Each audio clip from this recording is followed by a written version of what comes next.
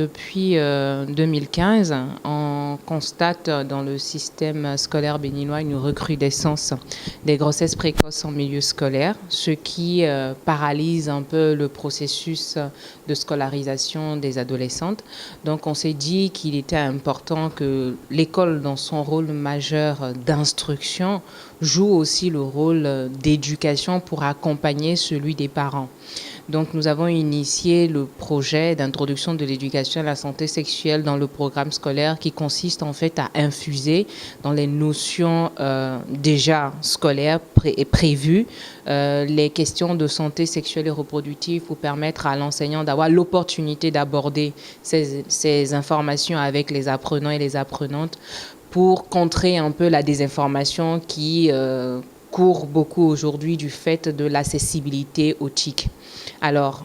quand l'enseignant commence par avoir ce rôle pour parler de ce sujet qui, que l'on veuille ou non, quand même relève un peu de l'intimité parce qu'il y a des aspects qui sont spécifiques à l'intimité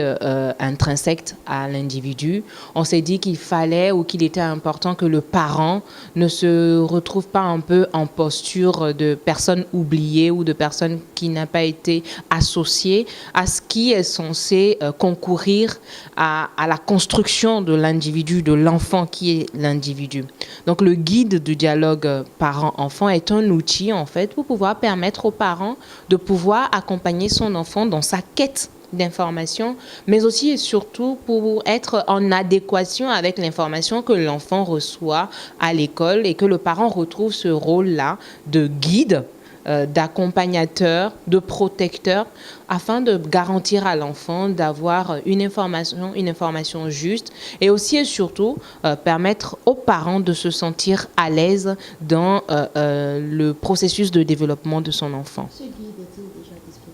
Ce guide est disponible, nous sommes en phase d'impression, de multiplication. C'est un guide qui n'est pas censé être vendu. C'est un guide qui sera distribué gratuitement. Mais je voudrais aussi préciser que le projet d'introduction de l'éducation à la santé sexuelle dans le programme scolaire, comme toute innovation, connaît une phase expérimentale. Donc nous allons commencer l'expérimentation dans certaines zones, sur toute l'étendue du territoire national. Donc nous priorisons en fait la disponibilité de ce guide dans ces zones expérimentales. Mais toutefois, le guide sera disponible auprès des structures qui sont impliquées dans le processus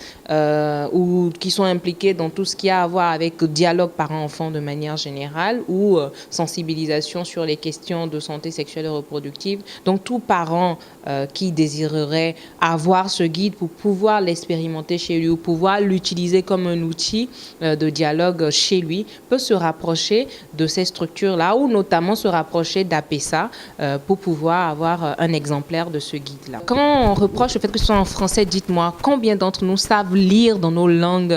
ou dans nos dialectes? Combien de personnes peuvent lire un document qui est écrit en français, en fon, en adja, en yoruba? Pas beaucoup de personnes. Mais ce qui est prévu, c'est la vulgarisation à travers des animations communautaires avec des personnes dont le travail est de pouvoir traduire ou de pouvoir interpréter les documents qu'ils ont dans une langue autre que celle le plus parlée par la communauté afin de permettre à la communauté de comprendre de quoi il s'agit. Donc le guide est en français, oui, parce que malheureusement le français est notre langue de travail, parce qu'il faudrait bien partir de quelque part, mais la vulgarisation du guide va se faire à travers des animations, des causeries en milieu communautaire pour permettre aux spécialistes ou à ceux qui sont spécialistes de la langue dans la communauté